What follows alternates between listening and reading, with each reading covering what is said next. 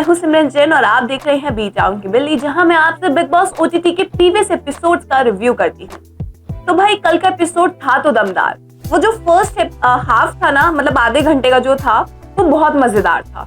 एल्विश यादव की comedy timing, fun बहुत ही अच्छा था। मतलब एल्विश यादव जब बोलते हैं ना, मजाक करते हैं, मस्ती मजाक करते हैं, बहुत मजा आता है। मतलब हम लोग तो बहुत एंटरटेन होते हैं, घर वालों का पता नहीं, बट घर वाले भी कल एंटरटेन हो रहे थे, सब हंस रहे थे।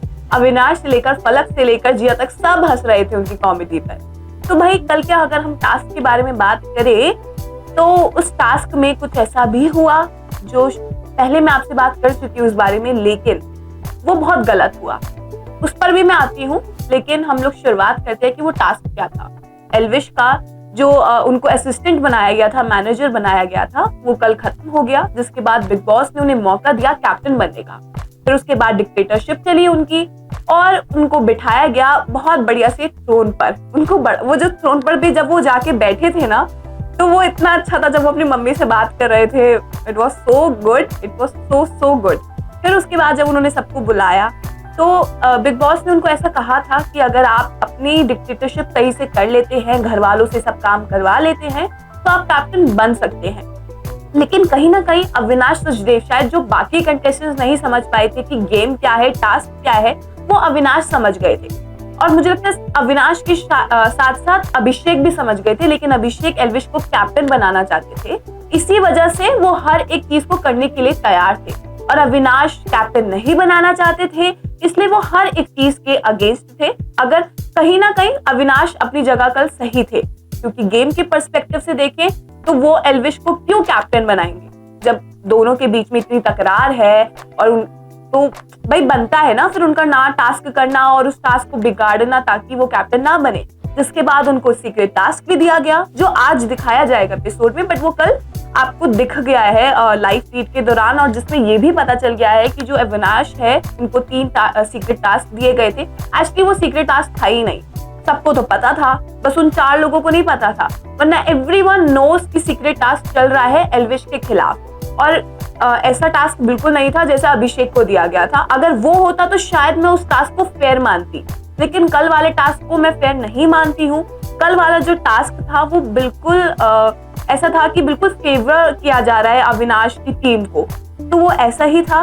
और वो टास्क अविनाश जीत गए हैं, क्योंकि उनके साथ उन्होंने पूरे अपने घर वालों को मिला लिया था, तो उनके साथ ये टास्क करना बहुत ज्यादा आसान रहा और एल्विश के हाथ से कैप्टेंसी आते आते छिन गई।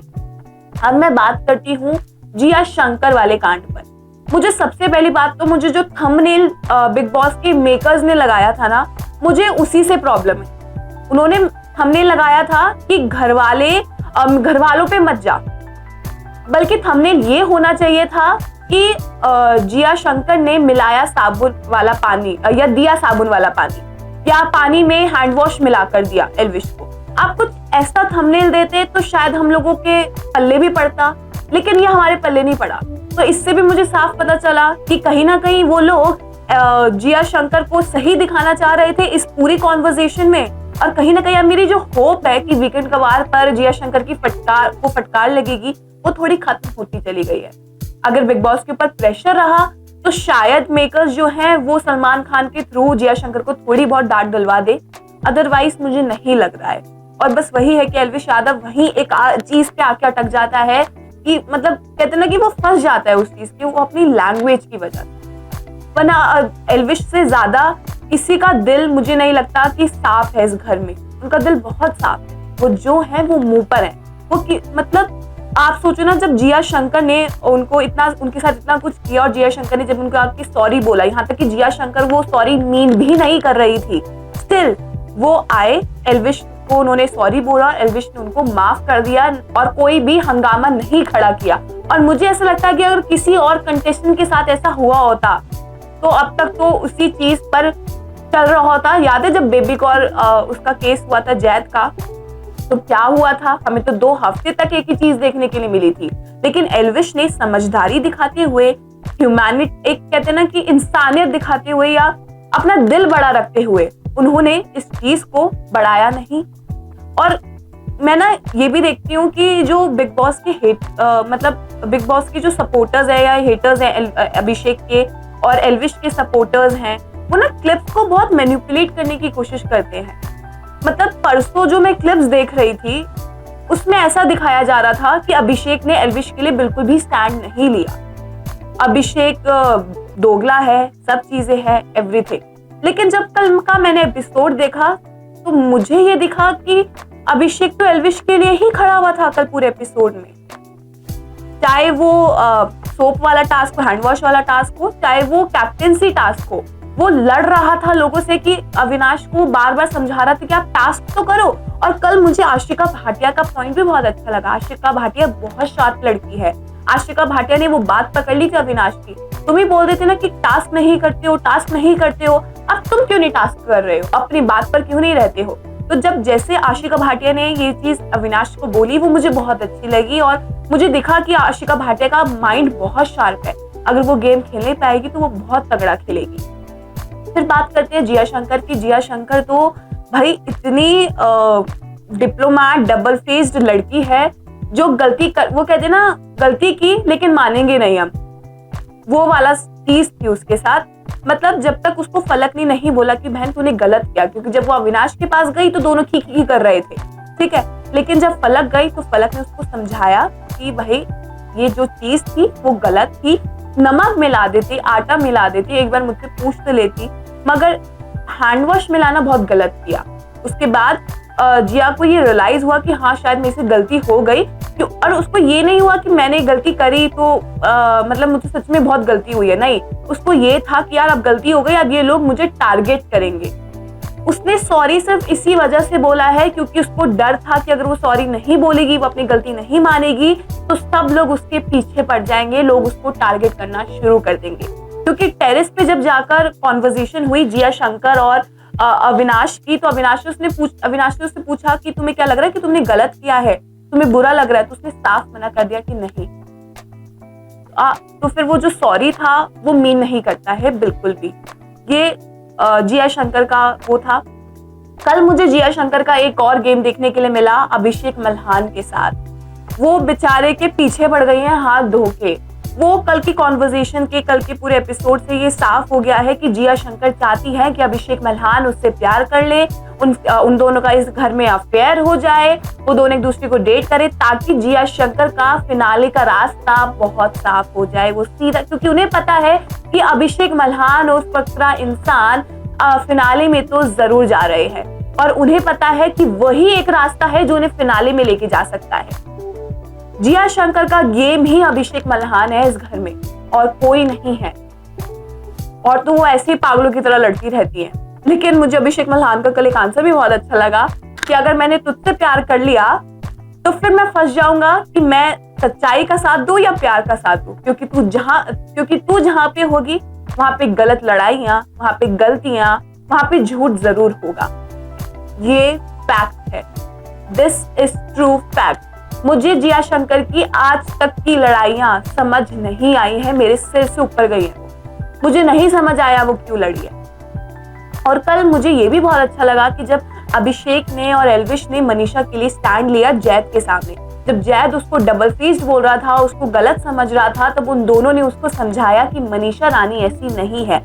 और मुझे जैद का समझ नहीं आता कि बेबिका ने उसके साथ इतना बुरा किया, बेबिका ने उसके लिए इतना बोला, बल्कि जो मनीषा है वो हमेशा उसके लिए स्टैंड लेती है, और वो उसको बोल रहा है कि I love this girl, I love this girl. मतलब तुम्हें क्या दिख रहा है बेबिका में भाई? और ठीक है, बेबिका का कल जो बिहेवियर था वो सही था। मतलब मुझे आज कंपैरेटिवली फलक, अविनाश और जिया शंकर बेबिका बेटर लगती है, बिकॉज जो वो है वो मुंह पर है, इन लोगों की तरह नहीं है, पीठ पीछे सांप नहीं है वो। ये एपिसोड था। पूजा भट्ट तो मुझे समझ ही नहीं आता। पूजा भट्ट भी इतना मुझे पता है कि पूजा भट्ट जिया शंकर को बिल्कुल भी पसंद नहीं करती है, क्योंकि वो बार बार एल्विश को बोल रही थी कि अरे जिया शंकर को टास्क दो, जिया शंकर से काम करवाओ, ये करवाओ, वो करवाओ। तो उससे साफ था। और बट पूजा भट्ट की बात भी अच्छी थी कि जब एल्विश असिस्टेंट था, मैनेजर था, उसने हर एक काम अच्छे से किया है, उसने कुछ भी ना नहीं किया था, उसने रिस्पेक्टफुली काम किया। लेकिन अब जब उसकी बारी आई है तो हमें भी करना चाहिए। ये चीज़ मुझे अच्छी लगी कि जब उन्होंने उसकी साइड ली। फिर एक पॉइंट पे मुझे बहुत हंसी आई और एक पॉइंट पे मुझे रियलाइज हुआ कि वो तीन जो लोग हैं ना, जिया, फलक और अविनाश, ना तो उनको रोस्टिंग समझ आती है, ना उनको गेम समझ आता है, ना उनको समझ आता है कि कौन सा कंटेस्टेंट कैसा है।